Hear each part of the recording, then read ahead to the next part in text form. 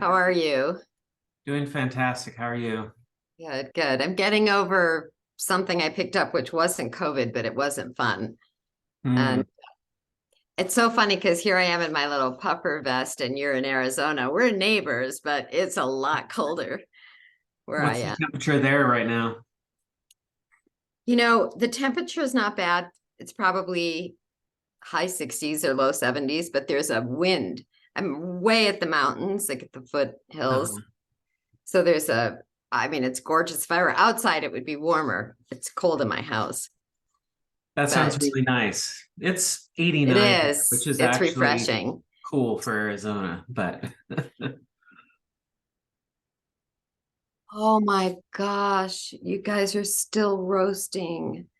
it doesn't feel like roasting, honestly. Once you go through a month of 115 degrees, it gets Yeah. down to like 102 and you're like, "Oh, this is so nice."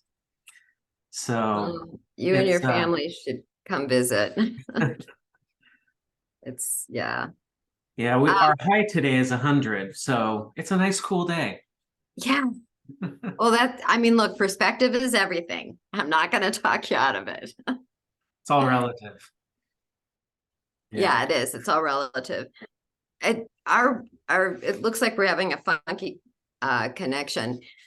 I feel very honored that I'm the only person here this morning and I have to jump at the half hour because a former client just sent me a request. And so I'm going to jump on a call with her. Um, so I've taken a deep breath. I'm still writing. I think it's coming together. I also feel like I'm writing several books. And I've felt that. You've heard me say that before, but I'm just going to keep going and parse it all out when I feel like I've said all I need to say. And I've kind of let go of timelines and I've had all these milestones and I just have to let it go. I just have to let the words decide. Yep. There's no wrong way to do this. It's however you get it out, and you can always change it later. So the key is just to get the thoughts out any which way you can. Don't worry about whether it's one book or two books or five books. Right. Just get the thoughts out wherever they go and then organize it later, and it'll come together. Yeah. So many people struggle with getting their thoughts out because they're thinking ahead to, oh, this has to be one book, it has to be two books, or it has to look this way, instead of Right. just saying, I'm not going to even think about it. I don't have to worry about it yet. I'm just going to get all these thoughts out and then I can move them around and I'll figure it out. But just Yeah. get the thoughts Well, out. yeah. The struggle for me was that I've never had difficulty writing before. And Hmm. I never had difficulty. I've written books, small books. I've written a lot of lectures. And I think it's because this is trying to take all this past stuff and put it in one spot. So I'm really just letting it tell me what to do Hmm. and put it all together. Exactly as you said, just get it all out, let it organize itself, move it around. I'm definitely going to need that assistance at that time. Yeah. Yeah. Just let it all spill out. Just get it out any which way you can at this point. Yeah. Hi, Jeff. Hey, Jeff. Hey, good to see you. You too. You too. Judith has to hop off soon, so we're just Yeah, I'm gonna digging hop off into her stuff. But what time do you need to go, Judith? at the half hour. Okay. I know we're in different time zones, so 10:30 for me, I guess 10:30 for you. Yep. Jeff, where are you?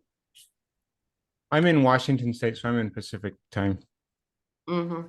So right now I align with Josh, but in a couple Yeah. months I won't anymore because Arizona never Okay. changes. And then Josh and I will be aligned. That's the So thing is I don't have to change my time, but I still have to update mentally that everybody else is changing. So it's still just as inconvenient. I can't wait till we're all not doing this anymore. Yeah. Yeah, it's crazy. How's your book coming, Jeff? It's getting there. Yeah, Bryn got Josh's wife Bryn got it in a draft of it's typeset for the most part. There's still plenty of little tweaks to put in, and so I started sending it out this week to get some blurbs and endorsements, and got a few in already, and a few more that are coming in the next few days. And so it's been exciting, getting close. That is very exciting. Cool. And then are you self-publishing it? How are you doing this? Yeah. So I'm publishing through Amazon. I'll at least get the Kindle and the paperback up, and then I hope shortly after we'll probably do the hardback as well. Yeah. You're planning on doing an audiobook, I assume, too? Eventually, and I'm curious about that because I could, like, what does that look like? Obviously, you can pay someone else to do it. I'm considering like, hey, do I want to record that? But how does that need to be delivered, and what are all the extra little things that need to get recorded to make it official and all that stuff? And so Yeah, just curious about that process. the quick version is most people prefer to hear it read by the author, so I recommend that if you can. A lot of people are uncomfortable with their voice, but nobody else cares, and the author will, or the reader will, appreciate it if you're the one reading it. The hardest part is figuring out how to record in such a way that it will be acceptable to Audible, because they have certain requirements. And I actually have not figured this out myself. Every time I've looked into it, I end up getting frustrated, and then I just go hire somebody to do it for me. It costs, it depends on the length of the book, but you'll pay anywhere from maybe $1,000 on the low end to $2,000 to pay somebody else to record it for you. And when you pay somebody else, you hire them. You don't just hire a voiceover person who gives you a recording and says, here you go. They actually take care of getting it ready for Audible. They upload it to Audible. And so you just hire them, and then it's up on Audible. Like, it's pretty simple.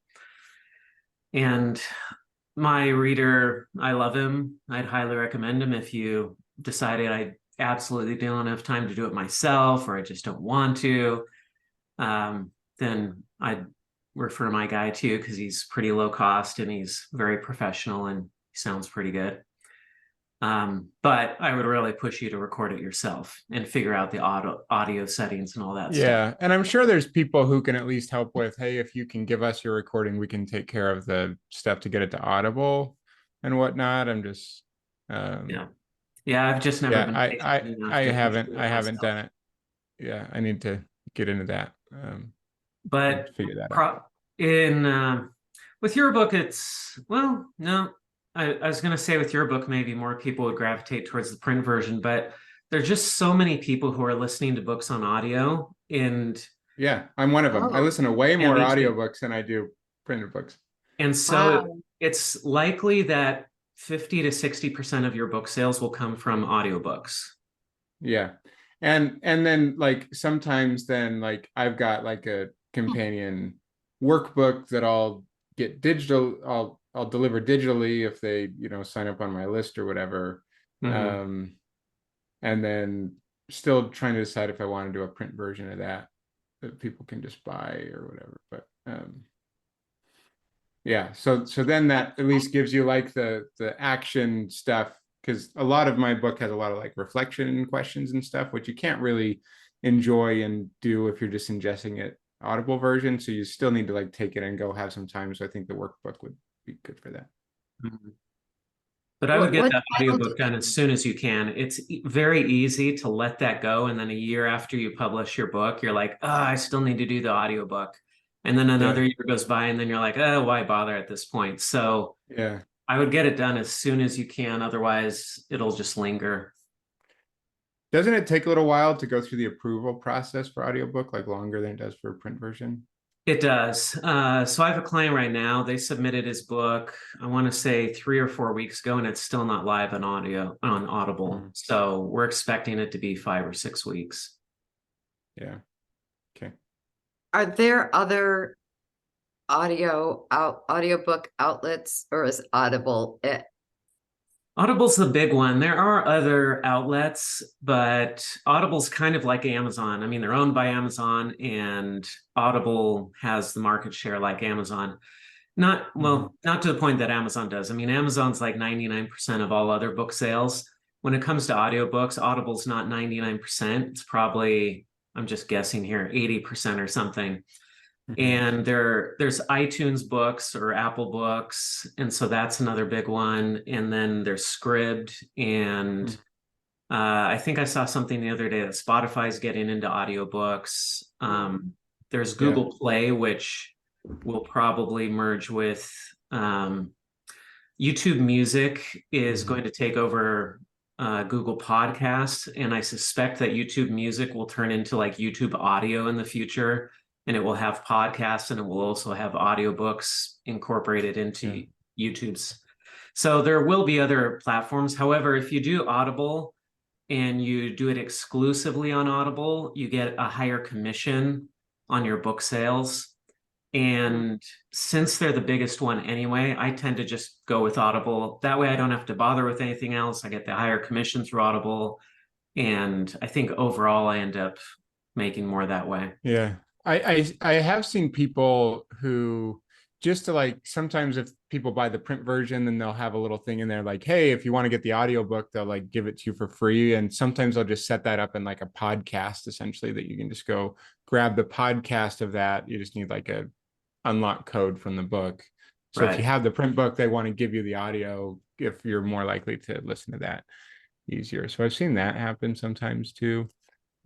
But yeah, that's not people buying the audiobook really. It's just more of the companion to the print book. Yeah. I have to say, I always learn something. That's what I love getting on every week as much as I can, because there's always an insight. So thank you. Yeah. What title did you land on, Jeff? So yeah, the main title hasn't changed, The Intentional Engineer. The subtitle is the should have this memorized by now, but just so I get it right. You've been through so many that now they're all mixed I know. in your head, huh? Yeah, so the one I think we talked about a couple weeks ago, A Guide to a Purpose-Driven Life and Career for Engineers and Technical Professionals.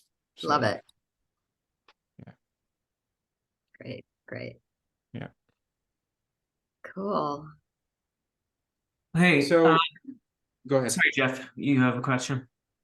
Yeah, so I was curious. I mean, we're talking about Audible, but Bren was bringing stuff up, and this is stuff that I've just been avoiding thus far, is like actually getting the book really set up on KDP with like keywords and some of this stuff. Like, and she said you guys have like Publisher Rocket, which is like one of the many software tools out there that can do some of the keyword research and stuff. And then I need to choose, like, you get to choose 3 categories or something that it goes into, or subcategories. So Yeah. we just talk for a little bit about the strategies behind, and I understand some of it. I used to sell products on Amazon proper, and so I think a lot of the principles are similar. You're trying to get higher on the bestseller rank. You're trying to get all the back end keywords that people can search for and all that stuff. So I understand like the main principles, but like going through to like, how do I choose what's the right categories for me that actually is relevant, but also, hey, maybe there's less competition, so I can look like I'm higher in that category ranking or something like that. And how do you balance some of those things?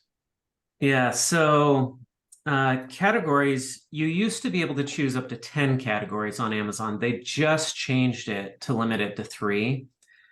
And they've made it a lot of other category changes as well. And the best resource on this, I'm putting this in the chat, it's from the Kindlepreneur website, but this guy really, he's the guy who created the Publisher Rocket software.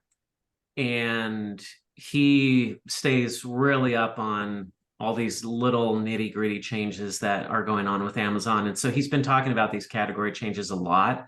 And this blog post I just posted there in the chat is the best resource on learning about the recent category changes. But yeah, the basics of the categories are, if your book's in the wrong category, it's not going to sell well because that's not where people are looking for it. I wouldn't worry about bestseller status because Amazon bestseller status really doesn't carry a lot of cachet. It's not, I mean, it's so easy to game the system. Like, all you have to do is choose a category where there's no activity, and then you can become the bestseller in that category and say, I'm an Amazon bestseller. And everybody kind of knows it, at least in the industry. So it's kind of, to say you're an Amazon bestseller, it's like, well, who are you competing against? If you're competing against a book that sells 1 copy a month, then you sold 2 copies a month and you're a bestseller. It just doesn't mean anything. So I wouldn't worry about trying to become a bestseller. I would really just focus in on, how do I make sure my book gets in front of the right people, the people that I really want to read this. And so since you only have 3 choices, it might be a pretty easy choice, because it might be business, engineering, self-help or something. You know, it's like, it might be very obvious which categories you're going to choose because there just aren't any others that really match. And it might be a no-brainer, but read through that blog post and see if it sparks any ideas for you.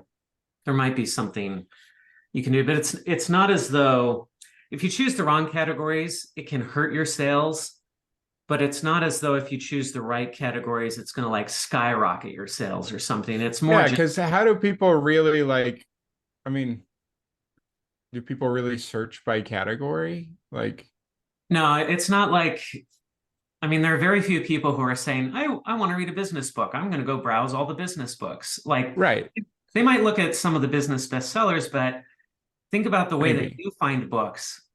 Number 1, it's word of mouth. Number 2, it's going to pop up somewhere. Like, where you really want to be if you want to get your book out there is in Amazon ads, because that's how you show up down below. Like, when you look at a book on Amazon and then you scroll down a little bit and it shows that row of books, there are 2 areas there. It's the people who buy this often buy this other book, but there's also the part that's sponsored, and those are the books that show up first.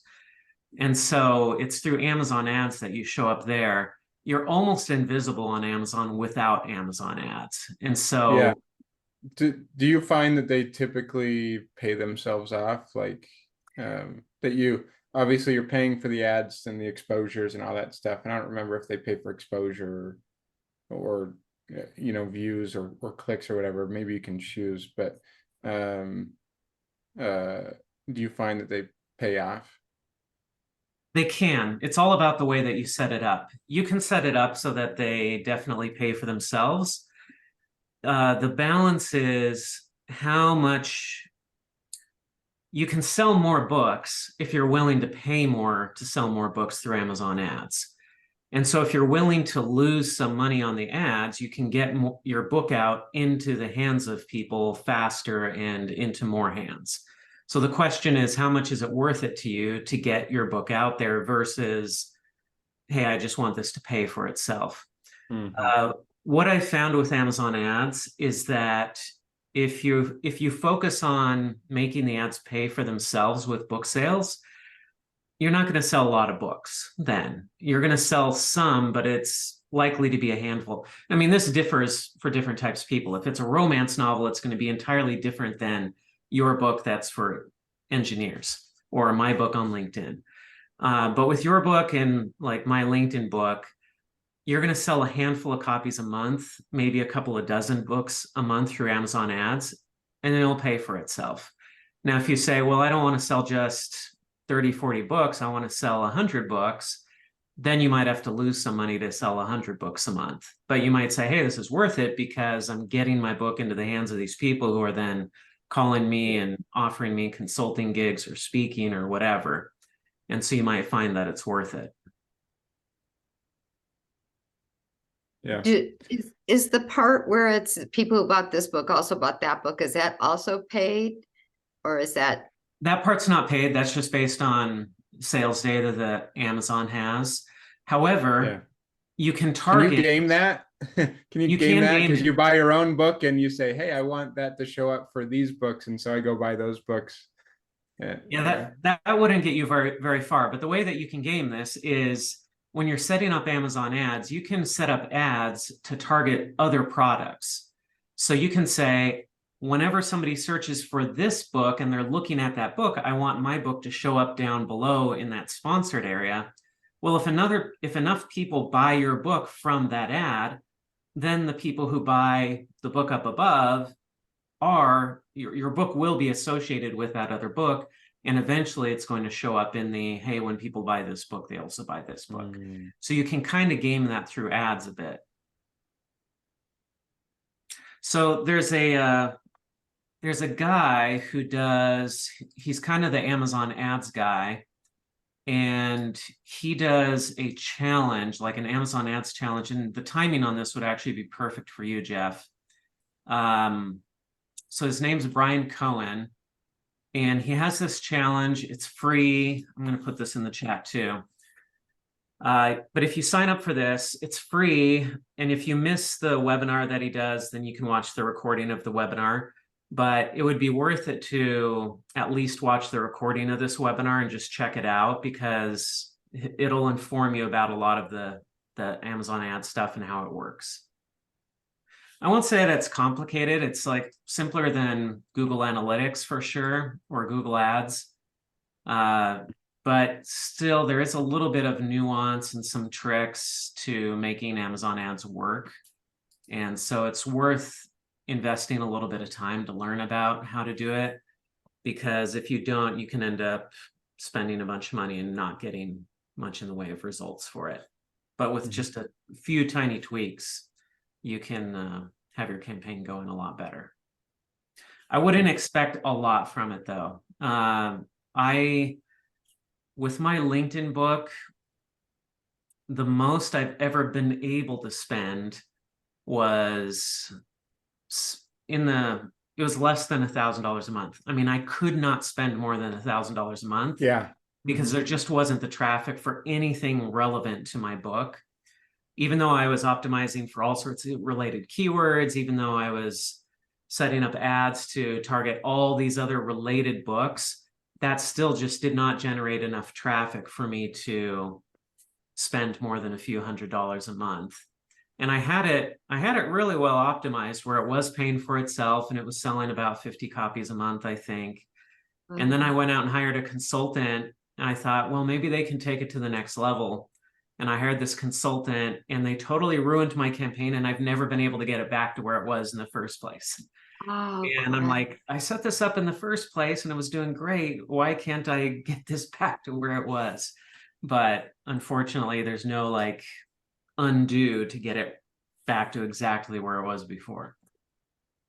That's too bad. Yeah, I've looked for a lot of consultants for this and I haven't been able to find anybody I trust on it, unfortunately, because I would love to outsource it to somebody else, but instead I have to get in there and run it all myself. Sometimes. yeah, I mean, that's important to know too, because you got to be careful about being able to. I mean, I had a similar conversation with somebody else, but you can pay thousands of dollars a month to a consultant. When you do something yourself, sometimes you just get way better results. Yeah. Even though you don't want to. Yep. And with Amazon ads, if you're only spending $200 or $300 a month, and then you have to go pay somebody else $200 a month, you just doubled your expenses. It's going to eat up anything that you're making on the campaign real quick.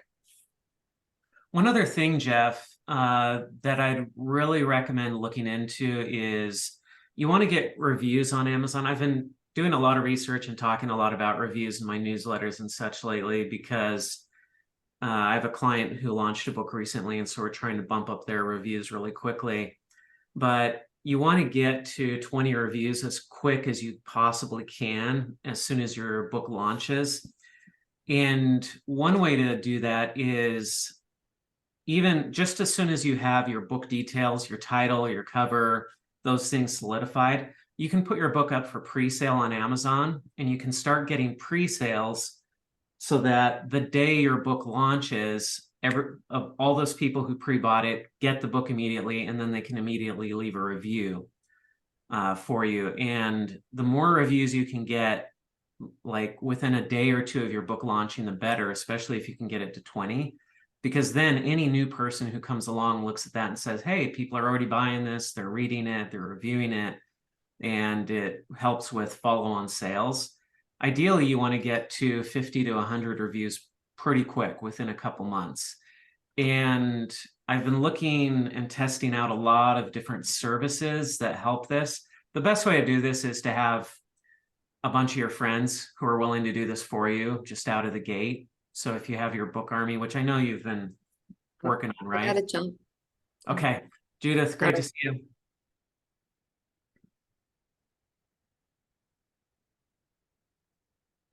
So you've been setting up your book army, right?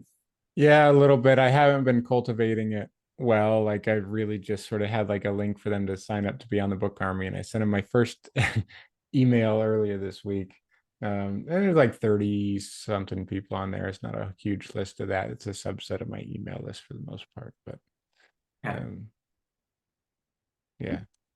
So let me show you a few different review websites that you can go to. And one of them, especially, you have to do before your book launches. And so that's the most important one to get set up.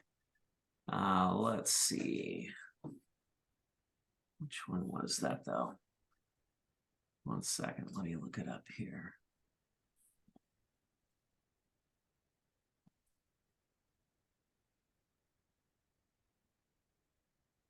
Yeah, I know you shared one the other day. There's like, you get little like points or whatever that you have to do it by giving other reviews and stuff. Yeah. Is that the one you're talking about, or you're talking about a different one? This is a different one. So that was Pubby that I was talking about in the newsletter. Okay, Book Sirens. So it's booksirens.com. Put that link in the chat too. So go check this one out, because this one you provide advanced review copies of your book before it comes out. And people who like to get free books essentially ahead of time to read will check out your book and then hopefully review it.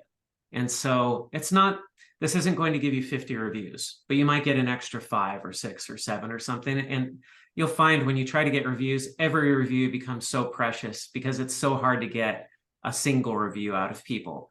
You can email 100 of your friends and like 2 of them will leave a review and you're like, come on, I just need 20 of these. Right. So every review is precious, and this Book Sirens is a way to get those ready and going really quickly just as soon as you launch. So go check. Do you have to pay those people who you send the book to? Like, how does that? Well, you can't pay quid pro quo. So how do they sort of get around the legal piece of that? Yeah. So with this one, you pay Book Sirens, but they're not paying the people who do the reviews. These are just people who they like to get free stuff. They like to get free books. And so they're signing up. You're uploading the PDF of your book as an ARC or an advanced review copy. And they're just saying, hey, if I get stuff for free, then I'm willing to leave a review. Yeah. Okay. Yeah. So check that out. It's the pricing on this is, let's see, $100 a year. So yeah, or you want to do the I would do the publicly one where it's $10 per ARC and then $2 per reader. Because the privately one, that's more like you let's see, actually. So I haven't looked at this a lot because I found this too late for my client.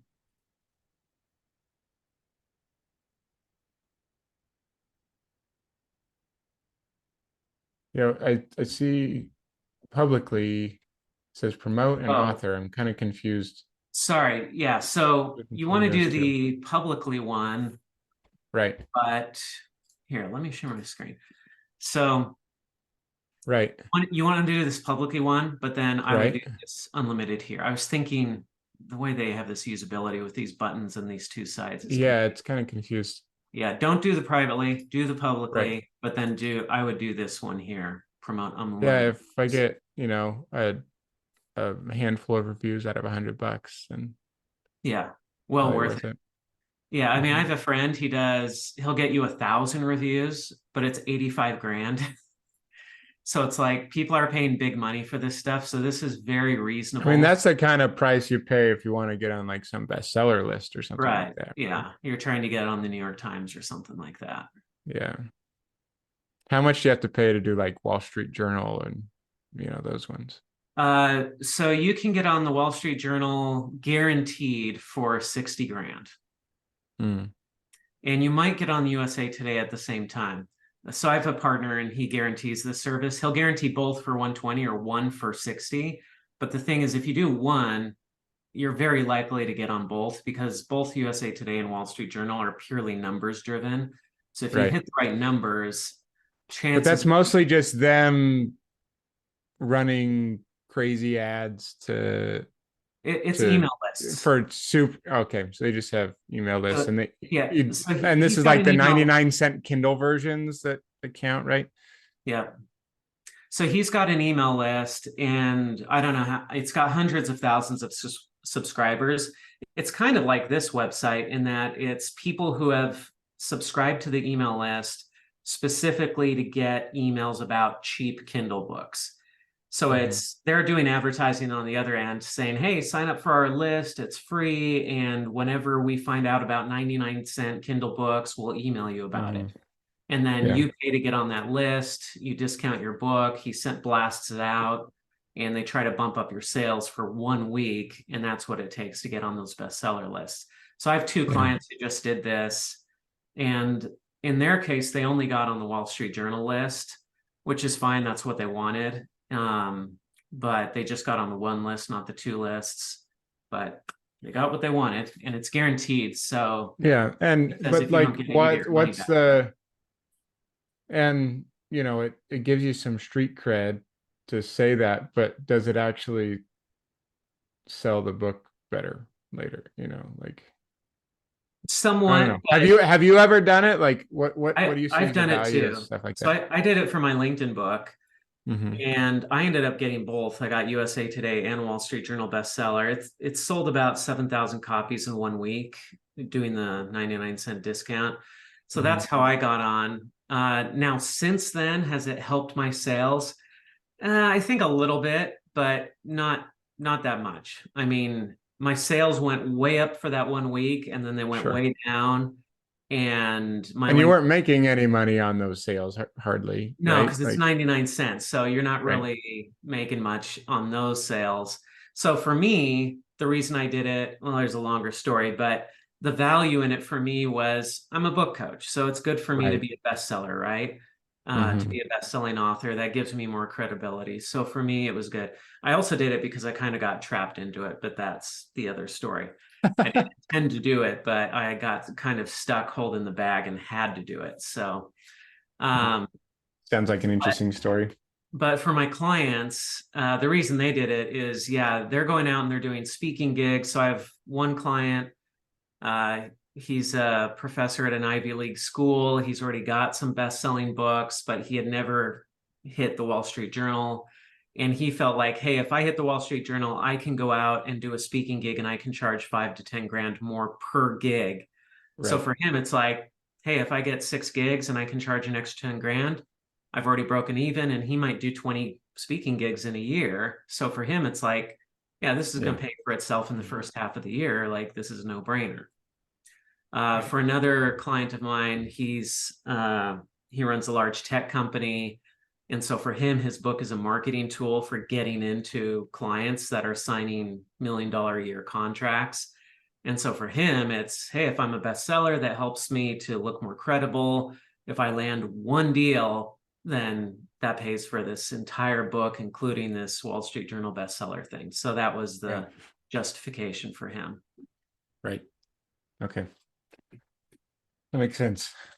Okay. So we've got book sirens, Yeah, go Yeah, ahead. so that's Book Sirens. Let me show you some of these others. And I've included these in the latest version of the workbook. So if you go download the newer version of the workbook, this stuff's all in there. It's also in that newsletter that I sent out a week or two ago. So this one is getbooksreviewed.com. This works like Pubby in that you sign up, you put your book up, or in my case, this is a client's book here, but let's see. So I've got my books. And then you essentially put your book out there to get reviewed by other people, and then you're reviewing other books. And so so that's how I get my credits. You look up here in the upper right corner, it says 200 tokens. So if somebody else reviews one of these books, they'll get 1,200 tokens. If I go to, let's see, reading library here, then these are all the books that are available for me to look through. And if I review these, then I get more tokens, and then I can use those tokens to get my book reviewed. So it is a trading thing, but they set it up so that you're never reviewing somebody else's book that has reviewed your book, or vice versa. And that's how they stay within Amazon's guidelines. So it's a three-way trade so that nobody's ever trading directly back and forth. Right. And how do they, what do you need to do as far as like actually reading and engaging with the book that you then go review, right? Like, and how do they verify that the review's been given and all that stuff? You just put a screenshot of it? Like, what does that look like? So you do have to, when you review a book, you have to put in, well, so if, let's say that I want to, well, I don't see any of these that I actually want to, well, okay. I mean, From this the page to one, this stage, there you go. that's a book that theoretically maybe I would actually read. So I can look at this and I can say, review this book. And then it gives me 5 days to write a review. And when I'm ready to submit it, I go here. Now, in this case, they've got the Kindle version for 99 cents. So I actually they can set it up different ways. You can set it up to say, here's a PDF version of my book, it's free. And people will download that. If you don't care about getting verified reviews, then that's what you can do. Or if you were working with a publisher and they don't want to leave the book at 99 cents, then you might do it this way. So you can set it up so that people have to buy your book, or they can get your book for free. I set it up so that they can download a free PDF of my book. In this case, I have to go buy a Kindle version of this book because they want to get that verified review. So, or I can read it for free through Kindle Unlimited, but it's 99 cents. So I'll just buy it. And that way it's a little bit safer that my review is going to go through. So then what I'll do is I actually do read the books a little bit, but I skim them. I mean, I'll spend a few minutes, I'll look through it, I'll find stuff that I'm like, oh, that's good, that's good, that's good. And then I'll go back and I'll leave a review. And then when I'm ready to enter my information back here on Get Reviewed, I can say, okay, I left a 5-star review. This is just comments for the author. I'll leave that blank. I'm posting on Amazon.com. I'm doing it under my name. And then I copy the review here that I left. And then they do go and they verify that your review is actually showing up on Amazon. So if I go over here to books I've reviewed, then you can see the books that I've already reviewed here, and I got my tokens for reviewing those.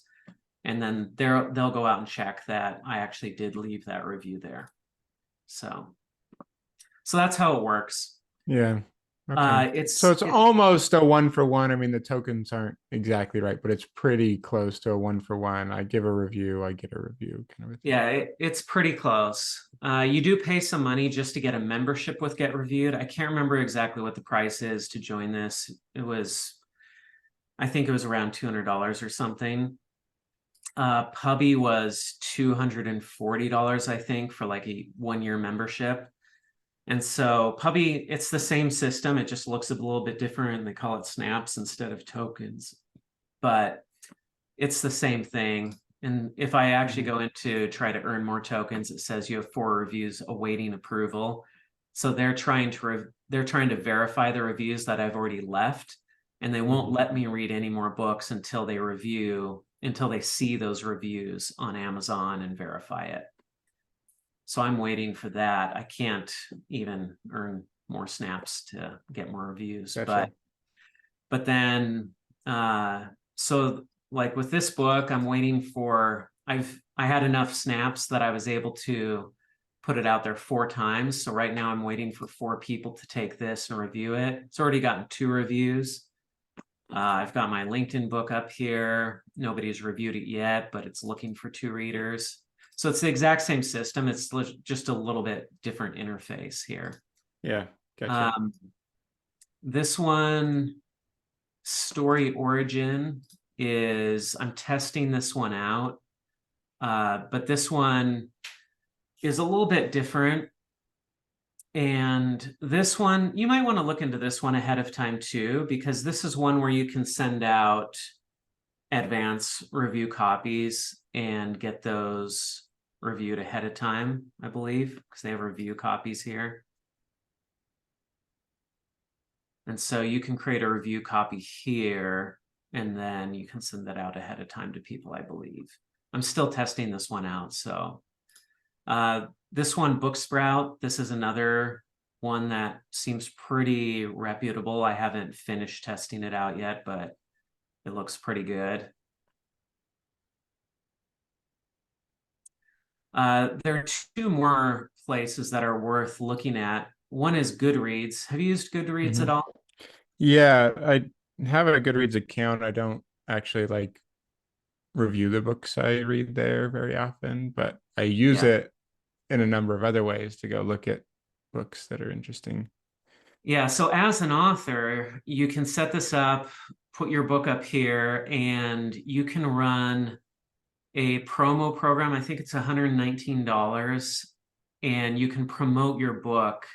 So the interesting thing is, because Goodreads is owned by Amazon, so you can do a Kindle giveaway on Goodreads. And I think it was $119, and then they will promote 30 copies, free copies of your Kindle book to people to get them to read it and leave a review on Goodreads. And sometimes they'll end up leaving an Amazon review as well. So it's one more way to promote your book and get more reviews. And it's affordable because you don't have to pay for the Kindle versions because it's all part of Amazon. So you just pay so I mean, my Kindle book is $10. And I was like, do I have to pay 30 times $10 to, on top of the 119? But no, it's just included in the 119. Okay. Gotcha. Yeah, I know I need to set up a account there on Goodreads. That's separate from your like reader account, right? Like you want that to be a separate account probably. You can just claim it that you're the author of the book, and so it can be one and the same account. Okay. I don't think there's any compelling reason to separate them.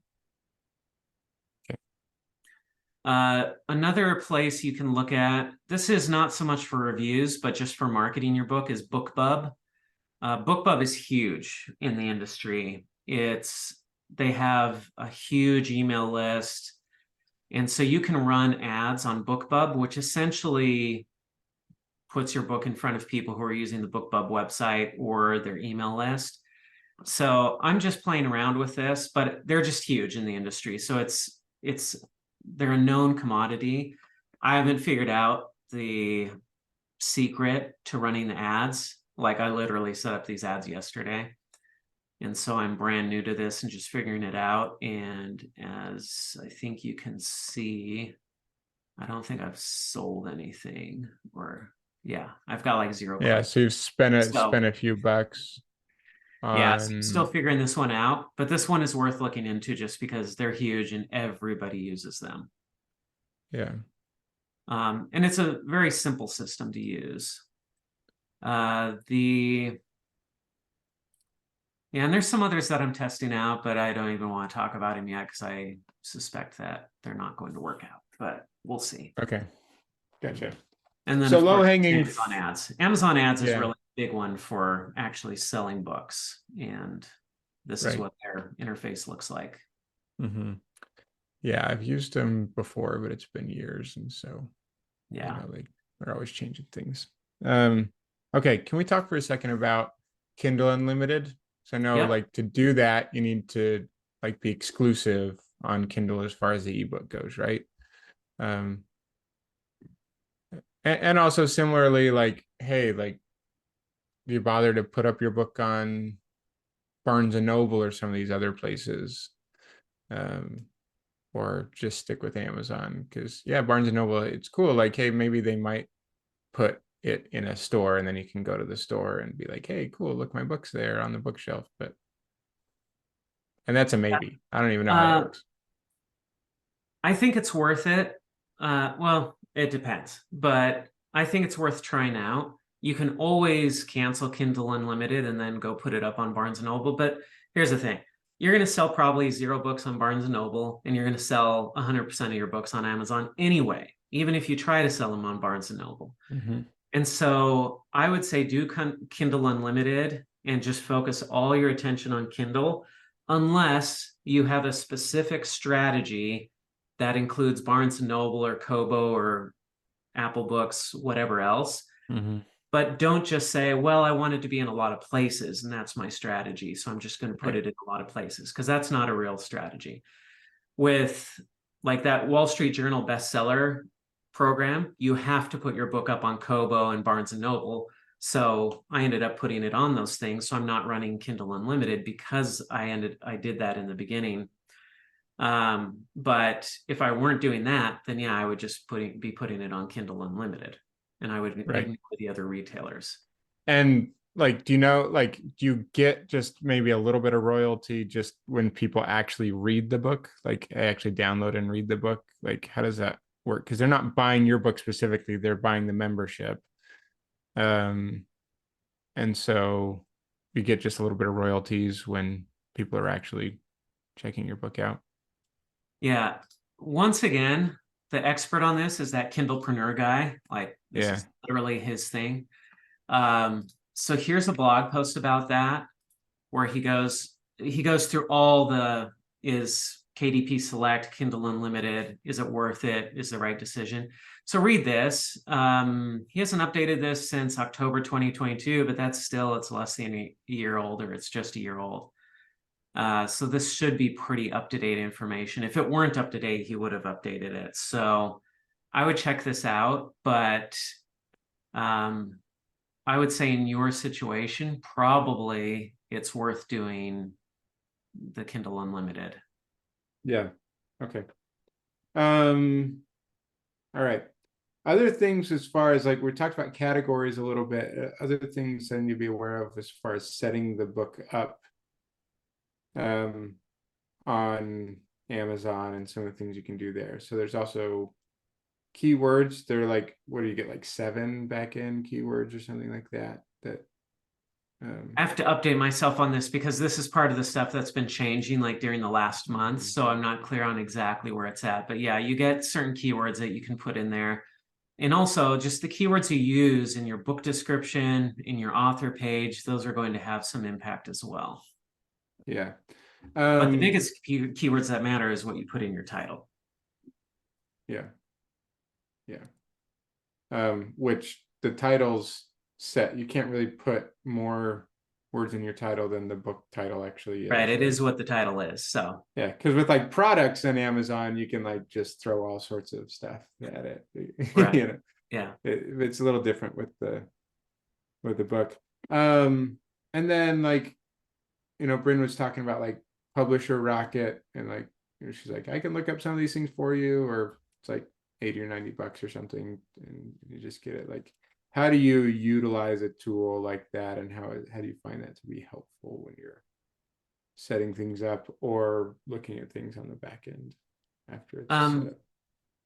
So if you want to buy Publisher Rocket, you can buy it. You can look into it yourself and do it. we already have a copy of it, Brennan and me, so Right. we can, if you have her do it, then you don't have to buy the software. You're just paying Right. Bryn for her time to look it up, which it doesn't take that much time to use it. It's pretty quick, but it looks at all the traffic for different keywords, for different books, how stuff is performing. And then you put in your own information, and it makes it easy to figure out what keywords, what categories would make sense for you. And so it might be cheaper for you to pay Bryn to do it, since you don't have to pay for the software that way, than it would be to buy the software and use it yourself. But if you're curious, you might say, I just want to check it out and use the software and try it. Mm-hmm. Okay. Gotcha. And then, for future stuff, but anyway, that's what I'm trying to decide. Like how much want to send her to do that, or I really want to like dig in and play with it to understand what's going on there. One other thing that I would recommend doing, and again, a lot of these things are not, hey, if you do this, it's going to make an amazing difference. It's more like if you do a bunch of these little things, it can add up to a marginal difference. It's worth doing. But there's something called, what do we call it? It's like, I can't remember what we call it now, but it's like section A content. Anyway, what it is you can add, where did it go? Should be showing up. Like where there's like that stuff. Yeah. These graphics, this is something that you can add to your profile. And so somebody else did this for me for free, so there's probably like mistakes in it and stuff. But I never even really looked at it. They just volunteered to do it. And I was like, sure. So they did it. But you can put in these graphics, and some people say this makes a difference. I'm not sure if it really does make that much of a difference, but it does give you, I mean, it's a big space that they give you where you can really push some stuff about the book using visuals. And so that might be something that you want to look into, is what could I put in this space that's going to help me drive sales for the book? And again, I can't remember off the top of my head what this is called, but it's something A+ content or something like that. And that's always available. And do you have to do it for each version of the book, or is it for the whole book listing? Like that's going to show up on your Kindle version and your hardcover and stuff as well. So if you, right? At least maybe. Not. No, actually it was, maybe it is for each book. Well, there it is. Oh, you know why? Maybe just because your hardcover is Ingram Spark. Yeah, it's through KDP, and that's why it's not showing up on the hardcover. Yeah, so it's only going to show up on paperback and Kindle, because even though Audible is integrated with, so that's why it's KDP feature. So do you have to, for the Ingram Spark hardcover, do you have to essentially, I mean, it's connected to the same listing, but do you have to essentially set up a whole bunch of extra stuff? It's really easy. You set it all up. Ingram helps you set it all up. It's easy. It's great. It still shows up as Prime. Like you can see, even though it's being fulfilled by Ingram, it still shows up as Prime here. So anyway, it's really easy. Ingram will walk you through it.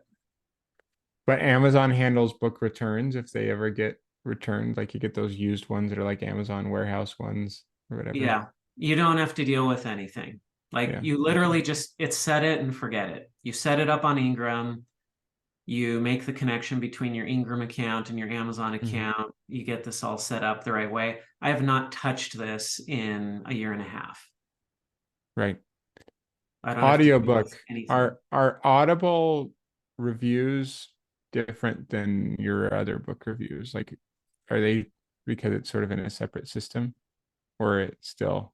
Yeah, they are separate. So I mean, these reviews that you're seeing here, are not Right. applying to the But Audible. in like the Audible app, it's its own Right. reviews, pretty So, much.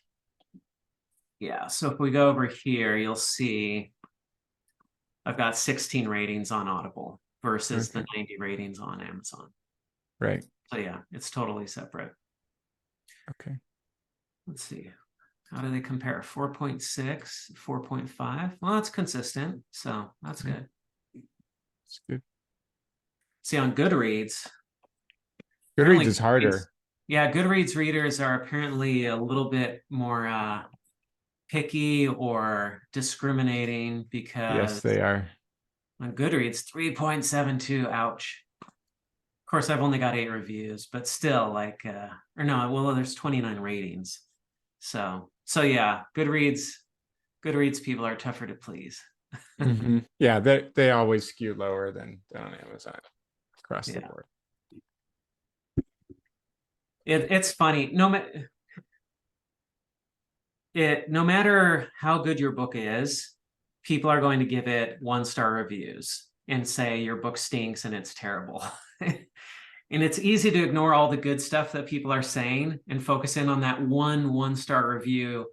Like I read one yesterday where somebody's like, superficial, just says basic stuff. And it's like, okay, like, it's tempting to take that and be like, oh, what could I have done better or whatever. But then it's like, no matter what you do, somebody's going to say that. I mean, here's Atomic Habits, the best-selling business book of all time.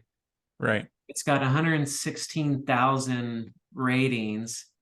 And yet if we go down here, it's like, yeah, 1% of his reviews are 1-star ratings. I mean, I don't know what that adds up. I mean, that's like, he's got like 1,000 1-star ratings. It's like, how can you give the book the most, the best-selling business book of all time, even it is going to get 1-star. How many rating. copies is that sold? It's like 11 or 12 million. Yeah. So I mean, That's it's a bigger bestseller than, I mean, well, pretty much anything. Mm-hmm. I think it's crazy. sold more than 7 Habits, right?